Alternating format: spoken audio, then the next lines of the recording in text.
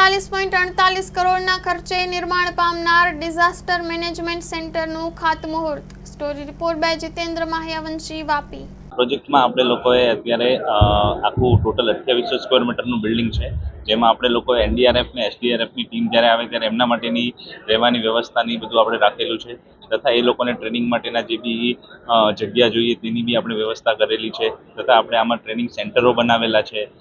કોઈ બી ક્લાસીસ લેવા હોય જ્યારે ફાયર સેફ્ટી રિલેટેડના કે કોઈ બી ડિઝાસ્ટરના, ત્યારે કોઈ એક્સપર્ટ આવીને ટ્રેનિંગ આપવી હોય તો તેની બી વ્યવસ્થાઓ આપણે આમાં કરેલી છે।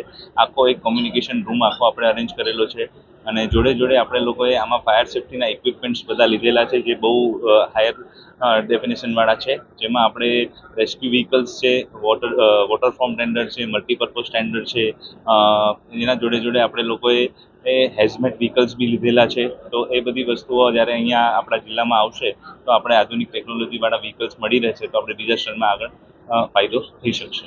આજે વાપી ખાતે વલસાડ જિલ્લાના ડિઝાસ્ટર મેનેજમેન્ટ સેન્ટર, જે લગભગ 48 કરોડ રૂપિયાની કિંમતે બનવા જઈ રહ્યું છે, ત્યારે આ પ્રસંગે આ ડીપીએમસીના ચેરમેન કલેક્ટર શ્રી ભવ્ય વર્મા, વાપી મહાનગરપાલિકાના કમિશનર શ્રી યોગેશ ચૌધરીજી, વીઆઈના પ્રમુખ સતીશભાઈ અને બધા ઓફિસ બેરરો તેમજ આ ડીપીએમસીની સાથે જોડાયેલા સરીકામ જીઆઈડીસી, ઉમરગામ જીઆઈડીસી, વરાઈ જીઆઈડીસી અને અમદાવાદ જીઆઈડીસી પણ આમાં સામેલ છે। ત્યારે દરેક ઉદ્યોગપતિઓએ આ મેનેજમેન્ટ જે સેન્ટર છે, સરકાર તરફથી કેપિટલ ગ્રાન્ટ આવી છે અને એનું મેન્ટેનન્સ અને સેલેરી એ કોઈ પણ રિન્યુએબલ એક્સપેન્સીસ હશે એ બધો ઇન્ડસ્ટ્રીઝ ભોગવવાનું છે।